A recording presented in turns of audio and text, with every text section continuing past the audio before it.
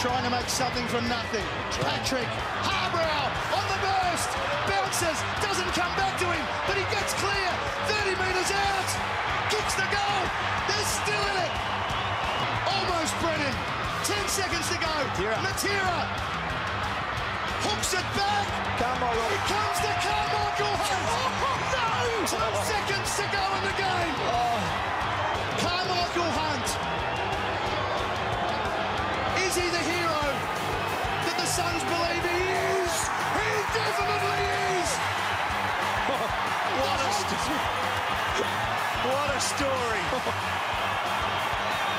Look at the jubilation. Get Josh Hall out there to be able to leapfrog that.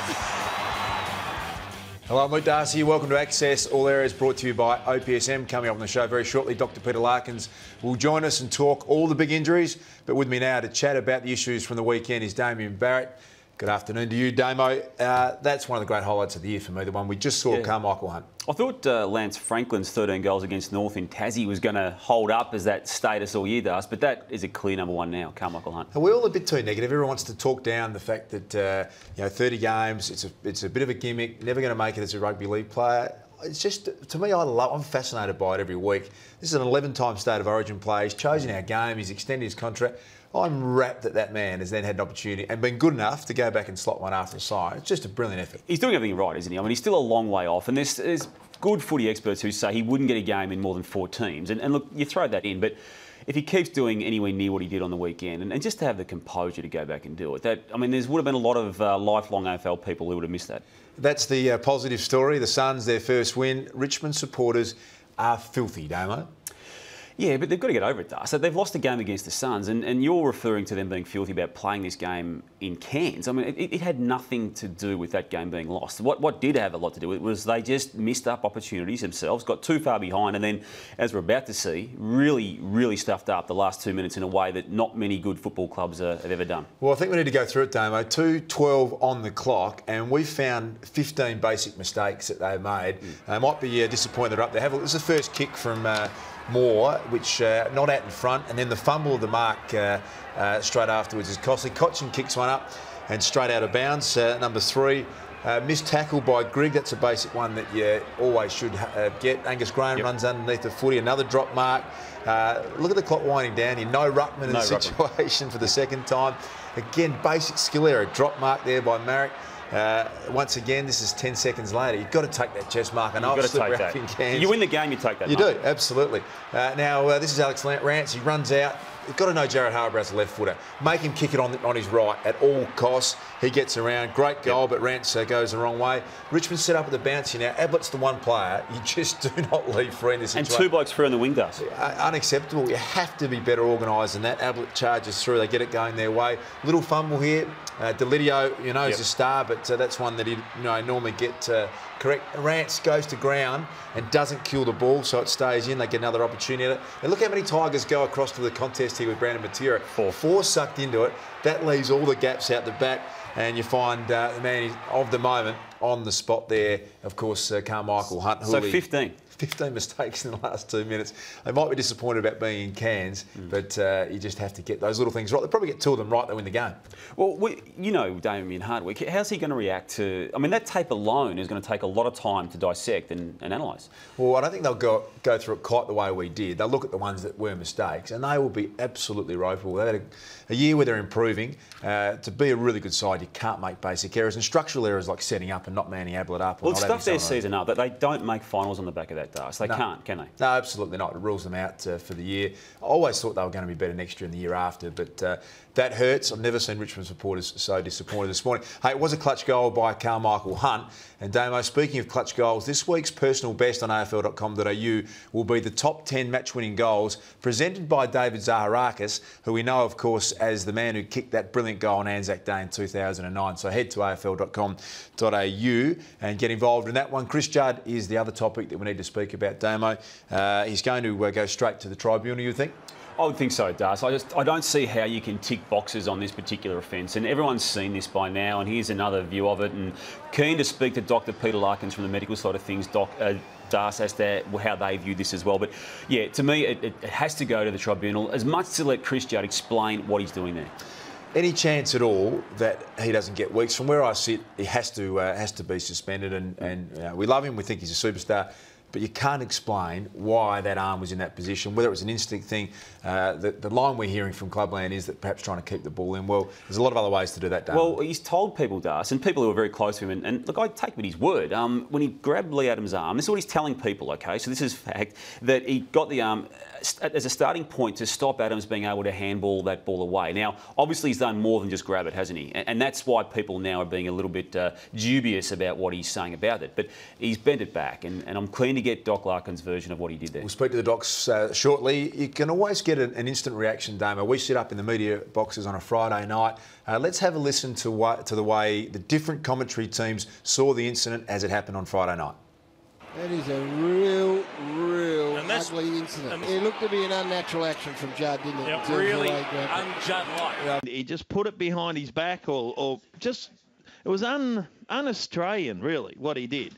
I've never really seen it on a footy field before. I think he's gone back to karate. He's gone form. He's got form in that area. I tell you what you just described then, Shorey, will be the talking point all week. I have got no doubt. Could have dislocated his shoulder there. He got him in a reverse arm lock, Dwayne, while he was face planted. He chicken winged him. There's no logical reason why you're going to twist a guy's arm over into an angle where the guy clearly got in pain. Did you dislocate the shoulder in that instance? Oh, I'm not exactly sure. It's taped up pretty heavily as it is, so it's not in the best of nick before that happened. So I'm not sure what happened, as I said, and I'll just wait and let whoever needs to work it out. Did you feel it was a bit unnatural, Lee? Can I say that? Oh, it wasn't the greatest feeling going around, yeah, guys. It was an interesting, I suppose, incident. But look, I think we all know Chris Judd reasonably well, and I don't know him very well personally, but I've had a little bit to do with him over the time, and I'd be very surprised if he deliberately went out of his way to do something untoward. Brad Scott winding up the package there. Un-Australian, according to Bill Brownlee Stars. I like that one. Look, it has been unusual, hasn't it? For a guy who's so revered and respected and has got a squeaky clean image, which is very well earned, he's done some really weird things on a footy field. We'll take a look at them in this order. This is the one, Stephen Seagal, as Brendan Favola referred to it, on Michael Rischitelli in 09, Das. Fingers in the pressure point region there. This is against Pavlich in 010, a Brownlow medal winning year. Now, look at the elbow go there, and this was not cited, Das, and he won a Brownlow in this year, and that was the result of that elbow to Pavlich's incredibly lucky face. When you look at that. And this is where it all started back in 07. Campbell Brown still playing for Hawthorn.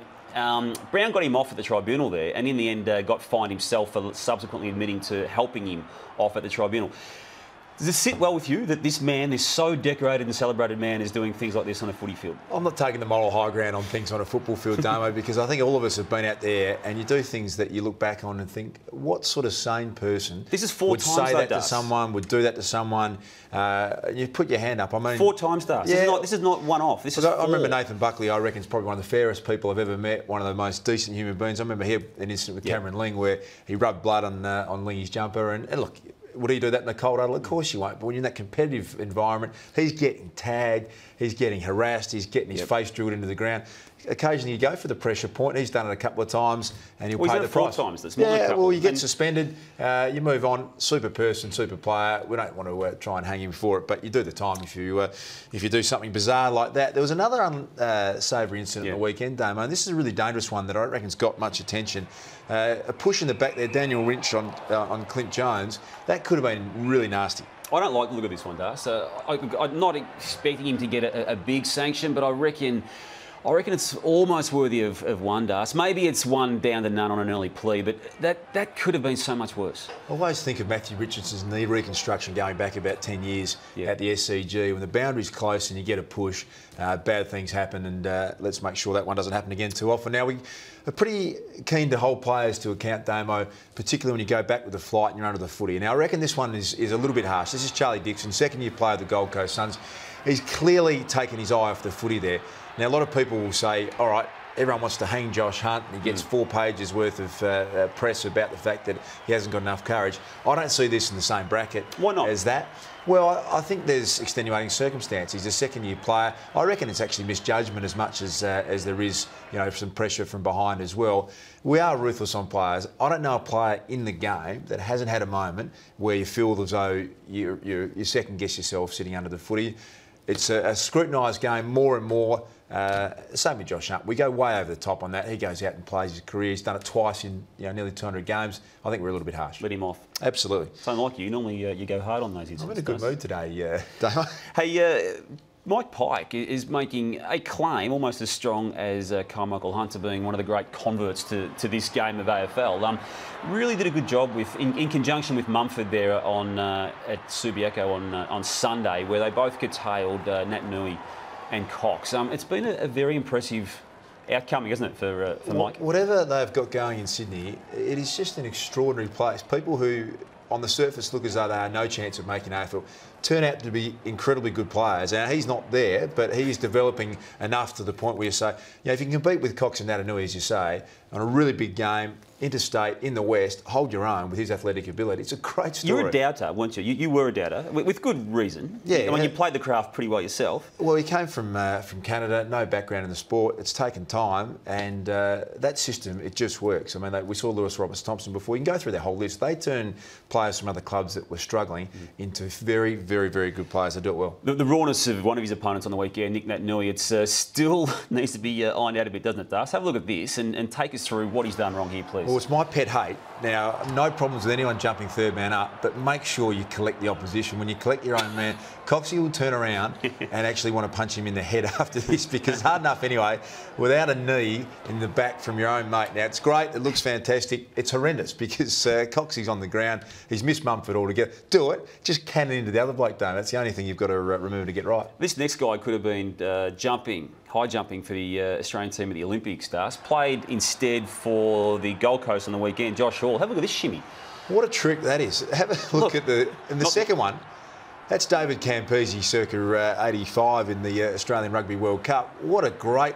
Every now and then you just need a little glimpse of a player to think that there's something special. He jumped 232 as a youth in high jump. Could have been in London in 2 weeks' time, instead the Gold Coast.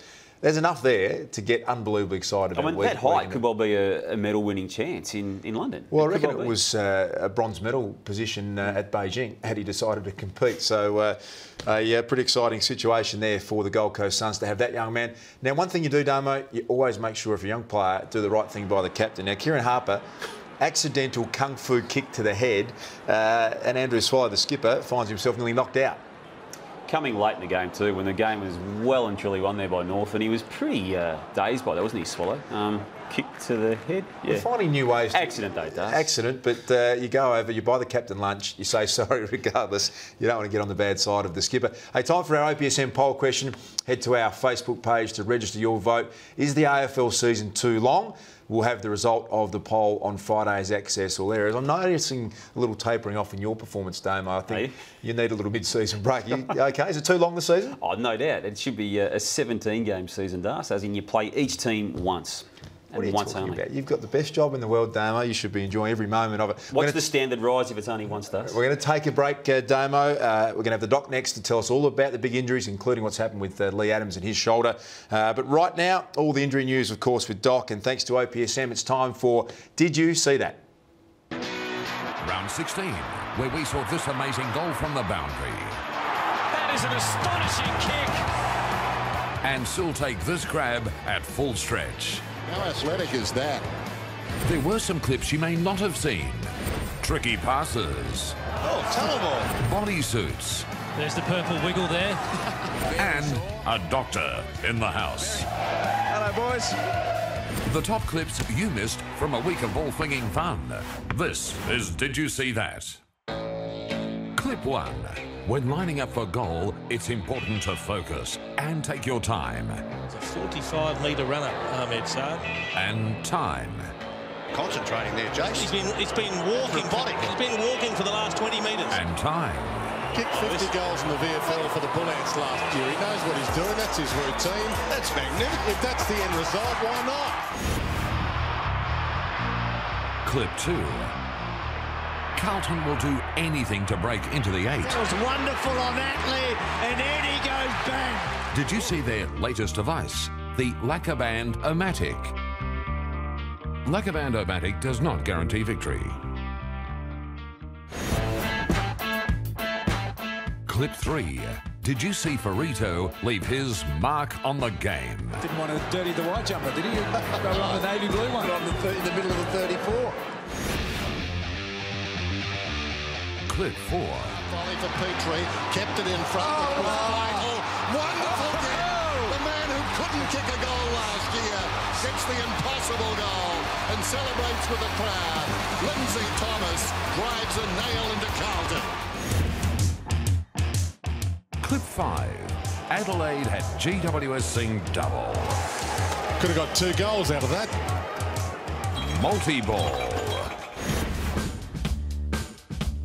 Clip 6. Here comes the Carmichael Hunt. Round 16 was full of surprises. Is he the hero that the Suns believe he is? He definitely is. Gold Coast surprised by their own victory. Look at the jubilation. Richmond surprised by defeat. To vote for your favourite Did You See That moment and to have the chance to win a pair of Oakley sunglasses valued at $159.95, go to afl.com.au/Did You See That. Voting opens midday Monday.